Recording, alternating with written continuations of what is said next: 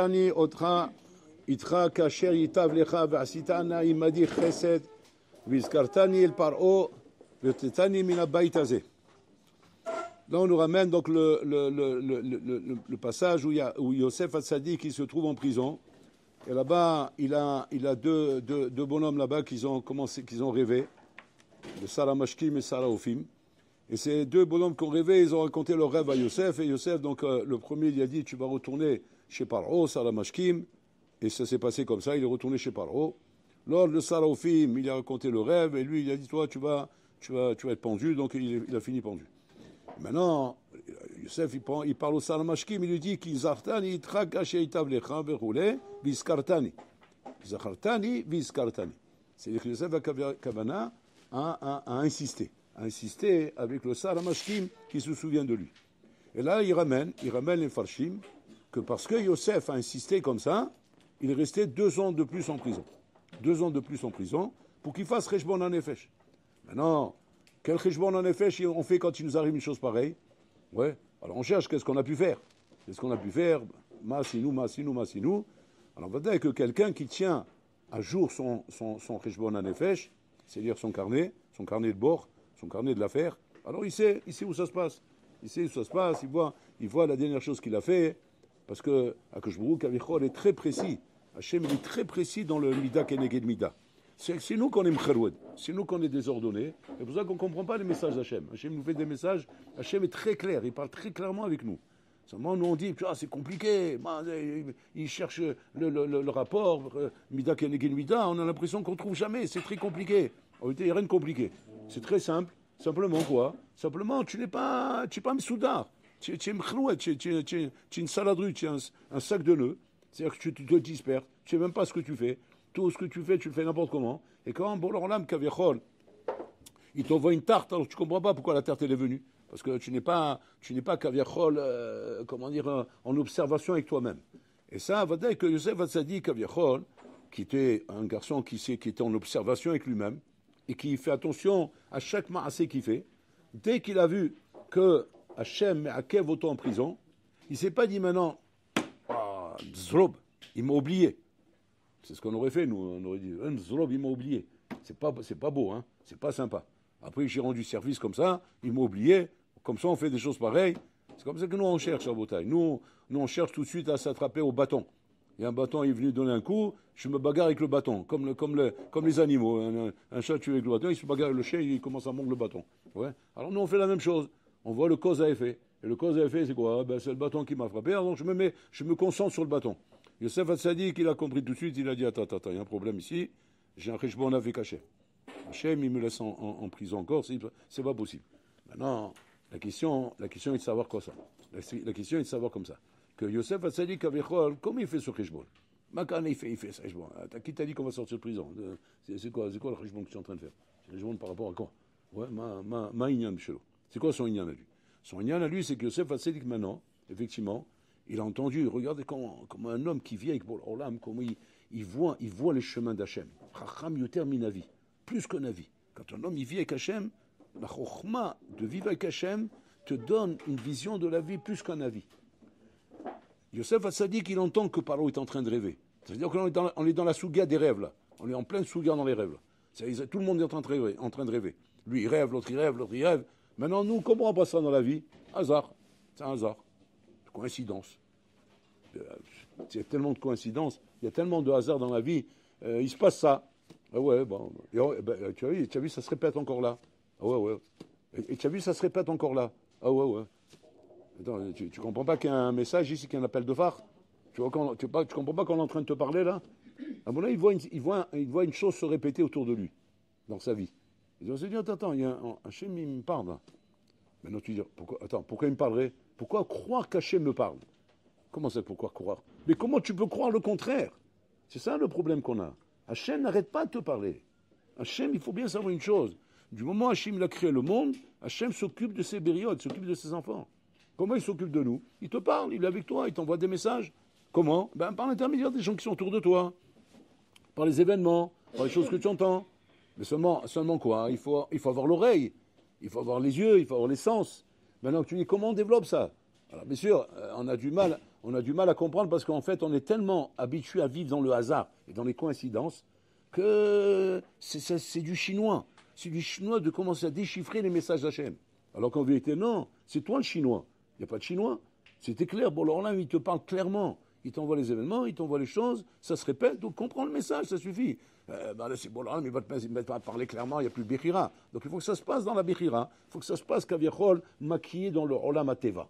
Dans le Olam Ateva, mais que toi, tu dois voir le message. Maintenant, tu dis, ça paraît tellement simple, mais comment c'est aussi simple que ça? Pas shoot. Quand un homme, Rabotaï, vit avec l'aïmouna et le bitachon, chez Ashgacha Pratit Ba'olam, et qui sait que Borolam Kaviachol s'adresse à nous constamment, et qui nous parle constamment. Un bonhomme Rabotaï, aussi simple que ça, le message se dévoile à toi à la makom. Aussi simple que ça.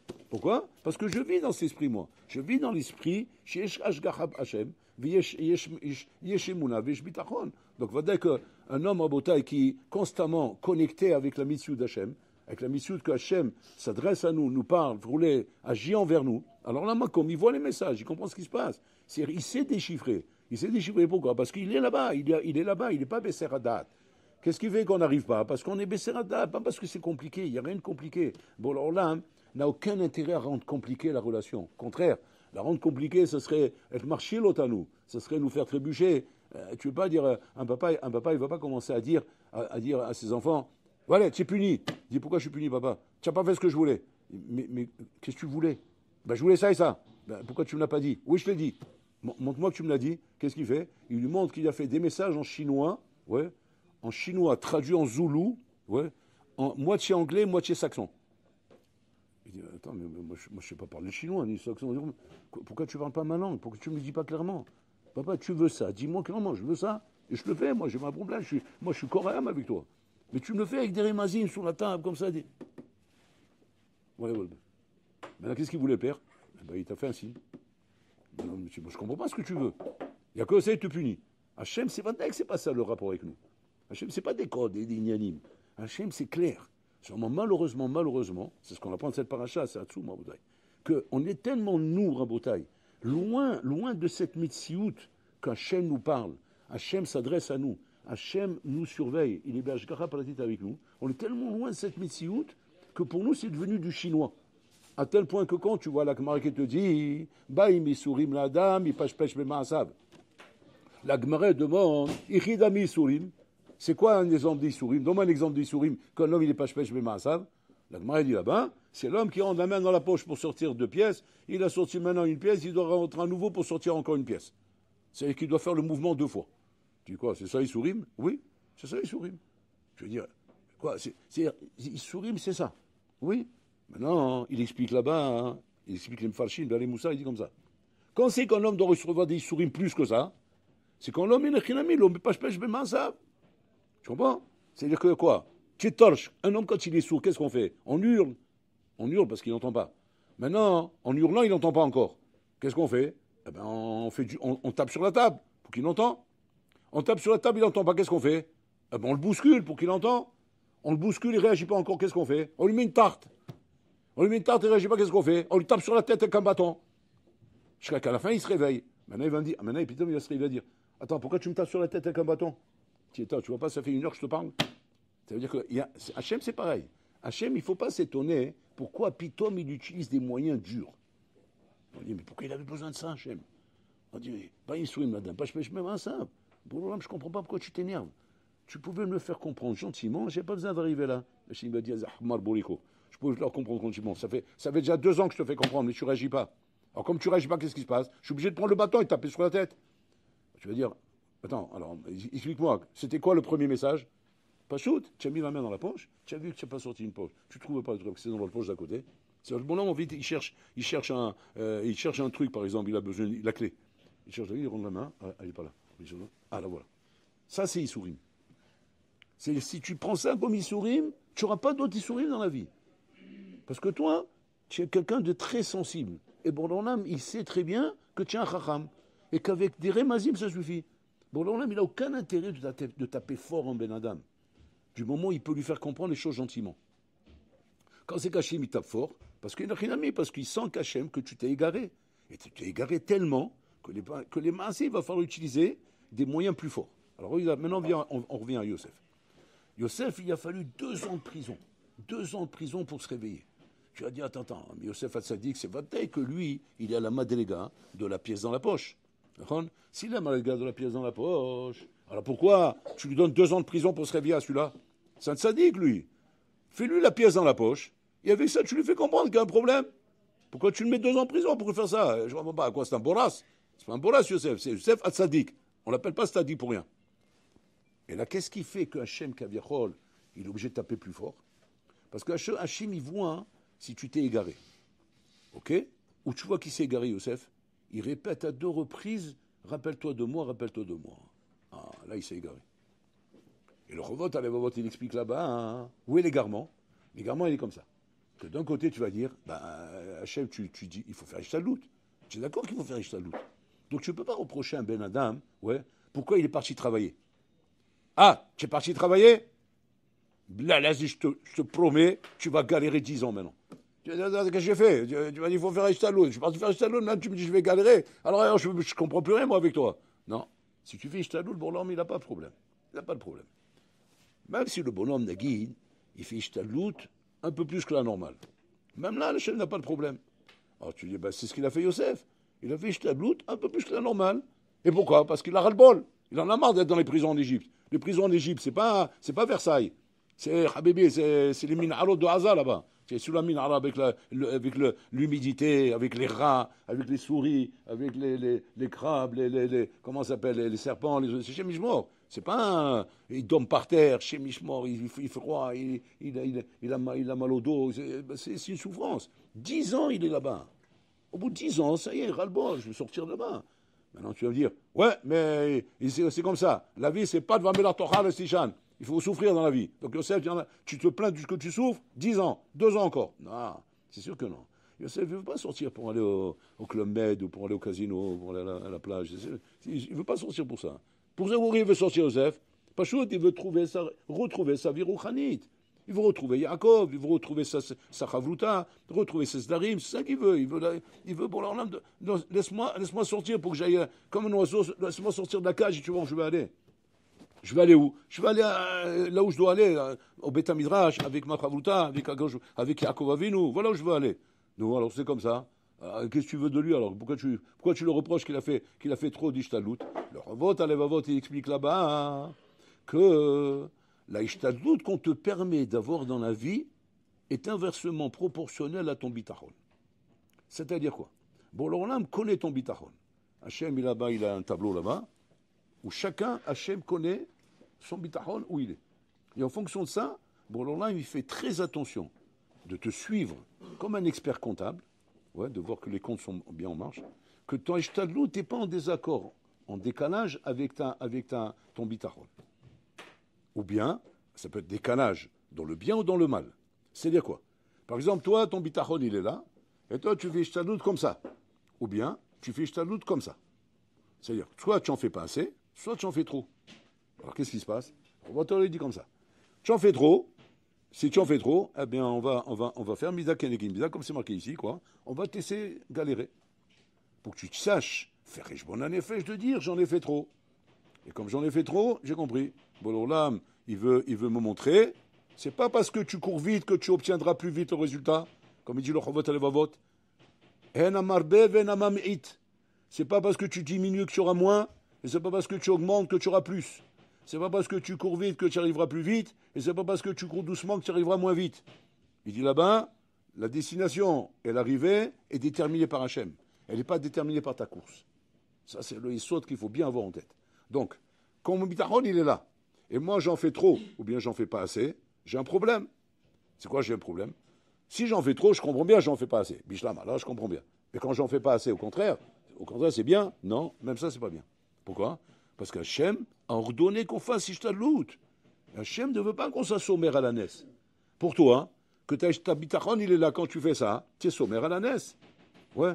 Maintenant, on va savoir pourquoi tu es sommaire à la naisse. Peut-être parce que tu es un aslan, tu es un feignant. Ou peut-être parce que tu es un peureux. Ou peut-être parce que tu es un bonhomme qui ne veut pas se prendre la tête. Bon, alors là, mais il n'est pas d'accord avec ça. Hachem, il n'est pas d'accord de te donner une chose si cette chose-là, elle est mal acquise. Donc, bon, alors, qu'est-ce qu'il fait? Il dit, tu n'en fais pas assez, il n'y aura pas. Donc, soit il n'y aura pas, parce que tu n'en faisais pas assez, soit il n'y aura pas parce que tu en as fait trop. Donc quand un bonhomme il voit dans la vie qu'une situation bloque, il doit se dire, c'est simple, il y a un décalage entre ma ishtalout et mon bitachon. Donc il faut absolument que je règle ça. Tu ne sais pas régler, prends le chavot alevavot shad bitachon et commence à étudier. Et commence à faire du ayun dans la souga. Parce que c'est comme ça qu'on fait Rabotai. Quand un bonhomme il a un safek dans la halakha, qu'est-ce qu'il fait? Il commence à faire des teilim, il commence à méditer, il commence à faire de la Kabbalah. Qu'est-ce qu'il fait? Tu ouvres Josh Hanaro et tu vérifies, tu fais du ayun. Et quand tu fais du ayun, tu vas voir exactement où est ton erreur, où est ton problème. Et là, tu vas voir exactement, voilà, c'est ça. Voilà, là, j'ai compris mon problème. C'est comme ça qu'il faut faire ici aussi. Fais du ayun et rends-toi compte. C'est ce qu'il a fait Yosef Hatzadik. Yosef Hatzadik, il fait Cheshbon Nefesh. Il dit, bon, là, par il a fait un rêve, donc il y a le rêve, donc la situation, elle est claire. Hachim m'envoie un message pour me montrer que quoi? Que la liberté est arrivée. Il a fait. C'est-à-dire qu'il sait lire les messages, Yosef Hatzadik. Donc il sait que quoi? Que comme ces deux abrutis-là, ils ont rêvé, et c'est pas par hasard qu'ils ont rêvé au moment que Paro il a rêvé, parce que Paro il a rêvé au même moment, oui, 2 ans en arrière, et l'autre il est bloqué, ça fait 2 ans qu'il rêve le même rêve, il va devenir fou, il va finir avec Facha ou Lahor. Mais lui, à cause de quoi il reste 2 ans avec le même rêve? À cause de Yosef. À cause de Yosef, il a fait un pkak là-bas, donc lui il est bloqué avec le halom. Il est en train de se tirer une balle dans la tête là. Ouais. Imagine-toi, 2 ans le même rêve, chez Mishmor. Mais el marasot, c'est toi Yosef qui a bloqué, tu as fait un pkak, c'est à cause de toi qu'il y a la circulation. Il y a une circulation, tu t'y mets en bord de la route, voilà, les voitures elles n'arrivent plus à rouler. Maintenant, Yosef Hatzadik, il a compris le message, que puis tout le monde se met à rêver, wow, c'est un message pour moi ça. C'est-à-dire quoi? Ça y est, la liberté elle est annoncée. Si la liberté elle est annoncée, il voit ça avec Salamashkim qui va sortir. Donc lui il se dit maintenant, il faut faire le stade doute. Il a fait. Le Chovod il pose la question. Il dit s'il avait dit une fois, Sachartani, ça aurait été un problème? Il serait resté 1 an en prison? Non. Il dit pourquoi? Parce qu'il faut faire le stade doute. Faire le stade doute c'est normal.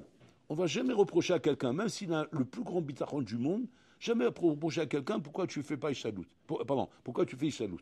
Pourquoi? Parce que ça, c'est Xerata Katouf. Xerata Katouf. Xerata, ça veut dire, même si je ne comprends pas, il faut le faire. C'est-à-dire, moi, j'ai un bitachon, mais un bitachon, de la NASA, genre atomique. Malgré tout, je dois faire Ishtadlout. Même Rabbi Hana Mendoza, que lui, la bitachon, que sa parnasse, elle tombe du ciel sur sa table. Ouais, il devait faire poter Hatiadecha pour que la parnassa tombe. C'est ça, Ishtadlout. Mais s'il ne fait pas poter Hatiadecha, la parnassa ne tombe pas. Ça tombe. La manne, un bonhomme c'est un tzaddik qui trouve la manne devant sa porte. Il doit faire Ishtadlout. Quel Ishtadlout? Il ouvre la porte et il prend la manne. Tu dis, alors, c'est quoi pas Ishtadlout? C'est dans la bouche. C'est ça, pas Ishtadlout. C'est je suis assis. Ah, c'est bon. Ah ouais, j'aime bien. On peut avoir du poisson par là. Ah, très bien. Impeccable. Un petit vin là. Oui, petit château là, c'est bon. Ah, il est bon. Il ne fait rien, tout se passe automatiquement. Comme le bébé, c'est quoi sans Ishtadlout? C'est le bébé dans le ventre de sa mère. C'est comme le bébé dans le ventre de sa mère. Il mange ce que sa mère elle mange, il boit ce que sa mère elle boit, il respire ce qu'elle respire, il vit ce qu'elle vit, il voit ce qu'elle voit. C'est-à-dire qu'il ne se prend même pas la tête. C'est comme disait David Ameller. Il dit, je voudrais revenir comme le tchinook dans le ventre de sa mère. C'est revenir comme là-bas. C'est comme là, c'est le ventre, il est complètement. Quand Rolamazé, tu arrives dans Rolamazé, à cause de la foi de Adam Arishon, il faut Ishtadlout. C'est-à-dire que même si tu arrives à la Madriga de Rabbi Hanan Mendoza, que tu es au niveau de bitachon, mais infini, tu dois faire Ishtadlout. Pour dire El Mansouf, tu dois faire une Ishtadlout. Donc Yosef Hatzadik, il fait Ishtadlout, il dit, rappelle-toi de moi, il a fait. Tu as répété 2 fois, ah, cette 2e fois, elle n'est pas bonne. C'est-à-dire que quoi? Ton bitachon, tu fais trop d'Ishtadlout. Tu fais trop, on ne te laisse pas. On ne te laisse pas profiter de ça. Tu as fait trop d'Ishtadlout. Ok? Alors à ce moment-là, punis-le 1 an. Pourquoi 2 ans? 1 an, punis-le. Pourquoi tu punis 2 ans? Arrête, le premier, il est bon. C'est le 2e qui ne va pas. Il dit, el chovot alevavot, mitgalel et mafrea, que quand tu as répété une 2e fois, c'est que même la première fois n'était pas bon. N'était pas bonne. Même la première fois n'était pas bonne. C'est-à-dire, un pam hashnia possédait ta pam rishona. C'est Nora Vayom. Pourquoi? Parce que nous, on ne regarde pas à Botaï le nombre de fois. On regarde la qualité. Si maintenant il y avait déjà dans la première fois le besoin de répéter une 2e fois, c'est que même dans la première fois, il y avait un problème. Et donc même la première fois, tu vas la payer. C'est Nora Vayom, ça fait peur à Botaï. C'est-à-dire qu'on apprend de là Yesod Hatzum, on apprend de là à Botaï que tous les problèmes que l'homme il a dans sa vie, tous les retards qu'il a, toutes les choses qui traînent, toutes les choses qui ne se font pas, toutes les choses qui n'arrivent pas, tous les trucs, tous les angoisses, tous les problèmes à Botaï viennent de quoi? Viennent de ça. que ta shtalut est décalée par rapport à ton bitachon. Et le bonhomme, regardez comme c'est Hatsoum, c'est terrible, Rabotai, c'est terrible. Pitom, là, il devient teubé. C'est-à-dire que dans la vie, c'est tout réglé. Il est capable de régler des problèmes, mais nucléaires. Il sait aller chez les experts comptables. Il sait aller chez les professeurs. Il sait aller chez ça. Il sait tout faire. Il sait que quand il y a un problème là, il faut amener un ingénieur. Il faut un technicien. Et puis, Tom, il arrive à Botaï dans la Torah, ça devient Ahmar, mais Ahmar atomique en Botaï. Un bonhomme illettré, mamache un mongol, qui ne comprend plus rien. Il y a un problème là, je ne comprends pas. Dis-moi, tu es bête ou quoi? Tu ne sais pas te servir de ton cerveau? Elle dit, ouais, ben, je sais pas, j'arrive pas. Comment tu n'y arrives pas? Quoi, dans la vie, c'est comme ça? Dans la vie, tu ne sais pas te servir de son cerveau? Dans la vie, tu as des problèmes. Tu as un bonhomme, je te connais, tu as des grosses affaires, tu sais les gérer, tes affaires. Et tu les vois, les bonhommes, c'est des tueurs à gages, c'est des requins, c'est des tigres. Les bonhommes, tu les vois, Habibi, ils sautent au quart de tour. Il sait ce qu'il faut faire, il sait comment il faut prendre les choses, il sait réfléchir. Il a toujours trois longueurs d'avance sur les raisonnements. Tu dis, je ne comprends pas. Comment, Pitom, quand tu arrives dans ta relation avec Hachem, tu deviens l'homme le plus bête de la terre? C'est quoi le pshat, Rabotai? C'est qu'on n'y croit pas, c'est tout. C'est qu'on prend ça à la rigolade, c'est tout. Un homme, Rabotai, est intelligent aux choses qu'il prend au sérieux. Un homme est bête aux choses qu'il prend à la légère. Quand c'est à la légère, tu te comportes comme un idiot. Parce que tu n'y crois pas, c'est tout. Et comment on n'y croit pas? Alors on ne prend pas au sérieux. Mais par contre, les choses que tu crois, tu prends au sérieux. Alors mets-toi à prendre au sérieux les lois de la Torah. Mets-toi à prendre au sérieux ce qu'Hachem nous fait à Botaï. Essayez de mettre un peu de céder dans votre vie. De dire comme ça. J'ai compris maintenant que, de ce paracha, Yosef Hassadik m'a appris un yesod. Que quoi? Qu'avant même d'aller chercher midi à 14h, et de chercher les problèmes avec les solutions aux problèmes qui n'ont rien à voir avec les problèmes. Parce que c'est Stam, Rabotai. Quand l'homme croit que c'est les cibottes qui sont à l'origine, Rabotai, des événements dans la vie, il se fait un nœud dans sa tête. Pourquoi? Parce que les cibottes sont à l'origine de rien. Yeshme Sovev à cibot. Il y a celui qui fait tourner les cibottes. Et celui qui fait tourner les cibottes, c'est qui? C'est Bola Olam. Donc la ciba, elle n'est jamais la raison du problème. C'est quoi une ciba? Par exemple, je suis en train de rouler sur l'autoroute, paf, j'entends le pneu, il a crevé. Je descends de la voiture, qu'est-ce que je cherche? Ben, je cherche la raison pourquoi le pneu, il a crevé. Et je me regarder, il a laissé un clou là-bas, et voilà le clou, maintenant il a trouvé mon pneu, il a crevé. Maintenant, le bonhomme, tu peux laisser le raisonner jusqu'à demain, pour lui, c'est le pneu qui a crevé le pneu. C'est le clou qui a crevé le pneu. Tu ne vas pas lui faire croire autre chose. Maintenant, imagine-toi, tu lui dis, tu sais, le clou là, c'est stable, c'est pas vrai. C'est pas lui qui a crevé son pneu. Alors c'est qui a crevé mon pneu? C'est qui? C'est un Kadosh Baruch Hu. Attends, je comprends pas. Pourquoi tu mets ça sur le compte d'Hachem? Tu vois pas le clou, non? Eh ben, le clou, il est là. Oui, d'accord, mais qui l'a mis là? Ben, qui l'a mis là? Un abruti l'a mis là. C'est un melon. Un melon qui est en train de déplacer les planches et il a mis un clou là-bas. Ou il a fait exprès de le mettre là-bas pour crever les pneus de quelqu'un. Oui, d'accord, mais pourquoi il n'a pas crevé les pneus des 100 bonhommes qui sont passés avant toi? Pourquoi c'est Dafka le tien qui a crevé? Ben, il fallait bien qu'il y en ait un qui crève. Oui, d'accord, mais pourquoi toi? Ben, par hasard. C'est ça le problème. Le problème, Rabotai, c'est qu'on croit que dans ce monde, on vit dans du hasard, dans des coïncidences. Et parce que ça, c'est ancré en nous, c'est pour ça qu'on ne comprend pas les messages d'Akadosh Baruch Hu. Mais les messages d'Akadosh Baruch Hu, ils sont hyper clairs, hyper clairs. Un bonhomme, il voit son pneu crever avec un clou, il doit comprendre tout de suite qu'il y a un message ici. Et si jamais tu étais sensible à ça, c'est pas seulement que tu vas comprendre qu'il y a un message ici, mais tu vas comprendre le message à Filou, au quart de tour, comme si c'était un avis. Même si le bon à côté de toi, tu vas dire, j'ai compris. J'ai compris, c'est quoi le problème? C'est quoi le problème? Ça et ça. Bon, mais qui t'a dit? Je sais. Et pourquoi il sait Rabotai? Comme il est sûr de lui. Il est sûr de lui, pourquoi? Parce que lui, il vit en connexion avec Hachem. Un homme qui vit en connexion avec Hachem, Rabotai, Hachem lui parle, lui répond. Et le bonhomme, il trouve la vraie raison. Il trouve la vraie raison. Qu'est-ce qu'il faut faire maintenant? Tarzor Betchouva, à la Makom. Parce que normalement, il faut régler le problème. Comment régler le problème? Soit maintenant, tu vas appeler une remorque qui va prendre ta voiture et qui va la tirer jusqu'à le garage, qui est le garage ouvert, et pas comme par hasard, le garage qui est ouvert, c'est à 1000 km. Donc tu vas pas Darba, tu vas payer maintenant. Ouais. Alors que normalement, il y en a 100 qui sont ouverts tous les 50 mètres. Mais Dafka, ce jour-là, ils étaient tous fermés. Il n'y en a qu'un ouvert, c'est à 1000 km. Darba, il va payer jusqu'à qui va arriver jusqu'à là-bas. Maintenant, le bonhomme, il n'y a pas de remorque, il n'y a rien du tout. Je vais faire la vraie ishtadout. C'est quoi la vraie ishtadout? Rejbon hanefesh. C'est quoi Rejbon hanefesh? La raison pour laquelle il t'arrive une chose pareille. Donc je me dis, Ribono Sherolam, ça y est, j'ai compris. C'est ça le problème. Maintenant, j'ai compris le problème, j'ai fait tchouva. Bololam, sans remorque, sans garage, sans rien, il va te régler ton problème. Puis Tom, il va passer une voiture, ouais, Yedidim. Vous connaissez, c'est qui Yedidim? Vous connaissez pas en Israël, c'est quoi Yedidim? Yedidim en Israël, c'est des bonhommes qui font du chesed. Ouais, c'est des religieux. Ils font du chesed comme ça. Ils aident les gens sur la route qui ont des problèmes. Comme ça, ils font du chesed, gratuit. Ils se baladent comme ça. Mais attention, il faut que tu aies une chance de folie pour qu'il passe à ce moment-là, là-bas, ouais. Il passe là-bas. Oh, qu'est-ce qui se passe, monsieur? Le pneu, il a crevé. Il dit, pas de problème, je te lance le pneu, il y a le plaf, c'est le pneu, il a reparti le ballon. Il a fait Richbon en Nefesh, il dit, il est passé à la Macom, schlac, il a rangé le pneu, il est reparti le ballon. Il n'a pas fait Richbon en Nefesh, il va appeler la remorque. À 1000 km, il y a le garage, Darba, il va payer là-bas, Habibi, il s'est fait égorger le bonhomme. Maintenant, lui, il vit comme un Zoulou. Il vit comme un Zoulou, il ne comprend pas qu'il y a des messages d'en haut. Alors, comme tu ne comprends pas qu'il y a des messages d'en haut, il va falloir que tu les traites en bas, les messages. Ce que tu ne traites pas en haut, ben, tu traites en bas. Et tu traites en bas, Habibi, c'est Darba. Là, tu vas payer grave. Et c'est ça le problème. Et c'est ce que Youssef Al-Sadiq vient nous apprendre ici. Chez nous accueille.